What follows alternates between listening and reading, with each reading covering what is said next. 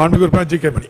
மாண்புமிகு பேரவைத் தலைவர் அவர்களே, கடந்த 27/3/2025 அன்று நம்முடைய மாண்பு முதலமைச்சர் அவர்களால் கொண்டு வரப்பட்ட அறிவிக்கப்பட்ட 23 கொண்டு வந்த அரசினர் தனி தீர்மானத்தை நம்முடைய சட்டமன்ற பேரவையில் வரலாற்று மிக்க பேரவை என்ற அடிப்படையில் ஒட்டுமொத்தமாக ஆளுங்கட்சி சார்பிலும் எதிர்க்கட்சி சார்பிலேயும் ஒருமனதாக நிறைவேற்றி நடுவண் அரசு கொண்டு வந்திருக்கிற வக்பு வாரிய திருத்த சட்ட முன்வடிவை ரத்து செய்ய வேண்டும், திரும்ப பெற வேண்டும் என்று நிறைவேற்றி அனுப்பியிருக்கிறோம். அந்த தீர்மானத்தை தொடர்ந்து இன்று நடுவண் அரசு நாடாளுமன்றத்தில் அதையும் மீறி இன்று சட்டத்தை நிறைவேற்றியிருக்கிறது.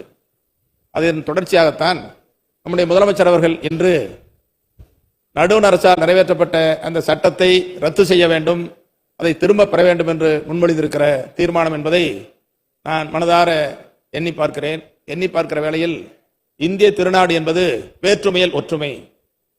இந்திய திருநாட்டு